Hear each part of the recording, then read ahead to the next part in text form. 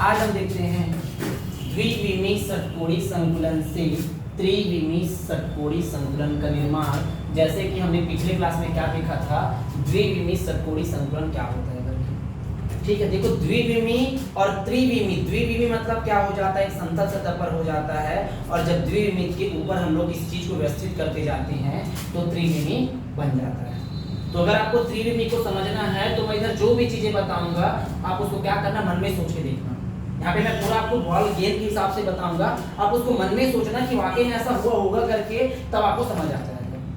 ठीक है, तो देखते हैं। सबसे पहले हमने द्विविमीय षटकोणीय संकुलन में क्या किया था, एक समतल सतह पर गोलाकार कणों को इस प्रकार व्यवस्थित किए थे कि प्रत्येक गोला अन्य 6 गोलों से क्या हो, घिरे हो। और इस तरह से इसकी जो संरचना बनी थी वो कैसी बनी थी, तो 6 कोण वाली बनी थी। कैसी बनी थी ये, 6 कोण वाली बनी थी। अतः हम लोग इसे क्या कहते हैं, षटकोणीय संकुलन कहते हैं। और किस कौन सा वाला, द्विविमीय वाला करके। अब इसको यदि त्रिविमीय बनाना है तो द्विविमीय षटकोणीय संकुलन के एक परत के ऊपर उसी की कई परतों को क्या करते जाएंगे, व्यवस्थित करते जाएंगे। क्या बोला मैं, द्विविमीय षटकोणीय संकुलन वाला जो एक परत है उसके ऊपर हम उसी का अन्य परतों को क्या करते जाएंगे, व्यवस्थित करते जाएंगे। और जब व्यवस्थित करते जाएंगे तो बन जाएगा त्रिविमीय। और जब वह त्रिविमीय बन जाएगा तो इस तरह से हम 2 संरचना प्राप्त कर सकते हैं। एक हम प्राप्त कर सकते हैं HCP संरचना। कौन संरचना, HCP संरचना। और एक हम प्राप्त कर सकते हैं CCP संरचना।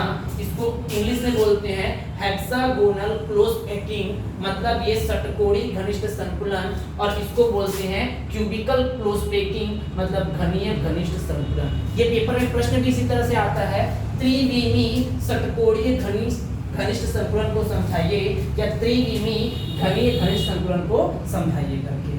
ठीक है, मैंने क्या बोला, द्विविमीय से अगर त्रिविमीय जमाना है तो एक परत के ऊपर हम उसी परतों को क्या करते जाएंगे, व्यवस्थित करते जाएंगे। हम एक एक करके दोनों को अध्ययन करते हैं। ठीक, देखिए SCP संरचना ये कैसे बना। हमने क्या किया, द्विविमीय षटकोणीय संकुलन का एक परत लिया, उसके ऊपर उसकी दूसरी परत को क्या किया, व्यवस्थित किया।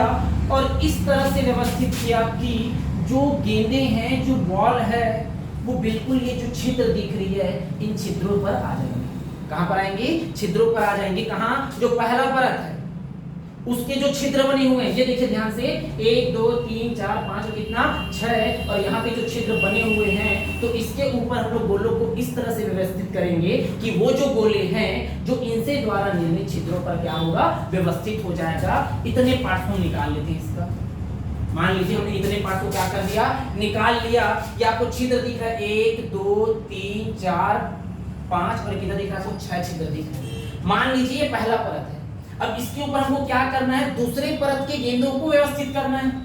तो कितने गेंदें आती हैं, तो कितने गेंदें आती हैं, 3 गेंदें आ सकती हैं। इसके छिद्रों पर कितनी गेंदें आ सकती हैं, 3 गेंदें आ सकती हैं। कुछ इस तरह से, ये मान लीजिए आपका ये पहला बॉल हो गया, ये हो गया आपका कौन सा, दूसरा बॉल हो गया, और ये हो गया आपका कौन सा, तीसरा हो जाएगा। कितनी गेंदें आ सकती हैं, इस पे 3 गेंदें आ सकती हैं। उसी प्रकार अगर उस परत की मैं नीचे व्यवस्थित कर दूं तो उसको इस तरह से व्यवस्थित करूं, इसके छिद्र पर आए तो नीचे भी कितना बॉल आ सकता है, इसके नीचे भी 3 गेंदें आ सकती है। समझ आया, छिद्रों के ऊपर कितने, 3 बॉल, और छिद्रों के नीचे कितने, 3 गेंदें, जिसको हम लोग पुस्तक में इस तरह से, कॉपी में इस तरह से बनाते हैं। जब आपको लिखा रहेगा इसका आंसर, तब जब आप चित्र बनाओगे, आप इसको नहीं बनाओगे, इसको नहीं बनाओगे, आप इसको बनाओगे, इसको बनाओगे।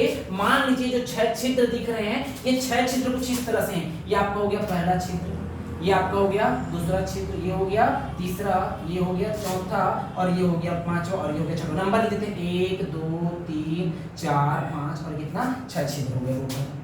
अब 6 छिद्र हो गया। अब इसमें देखिए हमने बॉल जमाया, वो क्या किया, एक छिद्र को पूरा कवर किया, दूसरे छिद्र को छोड़ दिया, दूसरा बॉल फिर से एक छिद्र को क्या किया, कवर किया, फिर उसके बाद अगले छिद्र को क्या कर दिया, छोड़ दिया। इसी तरह से एक के बाद एक, मतलब ये कि इसके ऊपर मैं यदि 3 बॉल व्यवस्थित करूं, 1 2 और एक कितना बॉल हो गया, 3 बॉल हो गया। और इस 3 बॉलों को मैं रखूंगा, तो 3 बॉल किस पर जाएगा, तो मान लो ये पहला बॉल है, ये पहले छिद्र पर गया, किस पर गया, पहले छिद्र पर गया। तो जब पहले छिद्र पर जाएगा तो दूसरे छिद्र को क्या करेगा, आधा ढकता है, तो ये वाला छूट गया।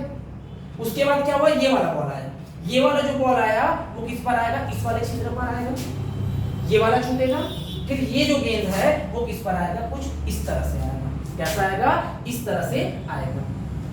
जब तीनों व्यवस्थित हो गया, उसी प्रकार हम क्या किए, नीचे भी व्यवस्थित कर लिए, तो ये हो गया आपका 1 2 और ये क्या हो गया, 3 हो गया। कैसा हो गया, ये टोटल 3 नीचे 3 ऊपर और बीच परत पर कितना है, टोटल 6 बॉल है। इस तरह से एससीपी संरचना तैयार होता है, षटकोणीय घनिष्ठ संकुलन तैयार होता है, जिस पर देखिएगा आगे, यदि मान लो मैं इसको ए मान लूं, क्या मानूं इसको, ए, तो ऊपर भी सेम है, तो ऊपर को भी हम लोग क्या कहते हैं, ए कहते हैं। उसी प्रकार बीच अलग है तो इसको क्या कहते हैं, बी कहते हैं, अर्थात इसको एससीपी संरचना के अलावा इसको ए बी ए संरचना भी कहते हैं। क्या कहते हैं, ए बी ए संरचना भी कहते हैं, इसको षटकोणीय घनिष्ठ संकुलन की। फिर आगे देखते हैं,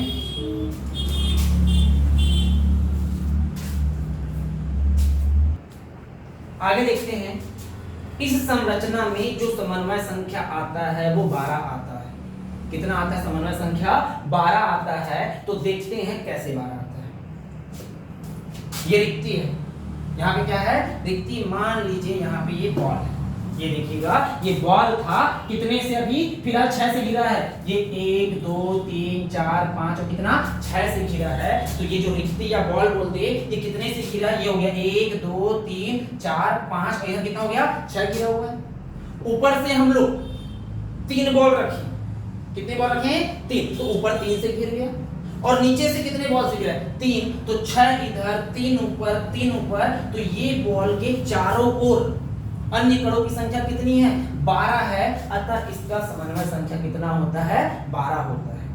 कितना होता है, 12 होता है। इसको आगे पढ़ेंगे कि इसका संकुलन क्षमता कितना, 74% होता है। फिलहाल याद कर लीजिए कि जैसे पैकिंग जो होता है वो 100% का पैकिंग होता है। कितने परसेंट का, 100% का। लेकिन जब हम इसको पैकिंग किए तो बीच में छोटा छोटा रिक्त स्थान बनेगा, बॉल को एक साथ व्यवस्थित कर दिए तो कितना प्रतिशत ढकता है बॉल, तो 74% ढकता है। और जो रिक्ति जो बनता है, उस रिक्ति की आकृति कैसी बनती है, इस पे चतुष्फलकीय रिक्ति बनती है। कैसी बनती है, चतुष्फलकीय रिक्ति बनती है। आपको आंसर भी लिखना पड़ेगा षटकोणीय घनिष्ठ संकुलन में, इसे ए बी ए संरचना बोलते हैं करके। इसमें समन्वय संख्या कितना आता है, 12 आता है। संकुलन क्षमता 74% होता है। चतुष्फलकीय रिक्ति प्राप्त होती है और आपका ये चित्र है। और रही बात थ्योरी का, तो आपको मिल जाएगा थ्योरी।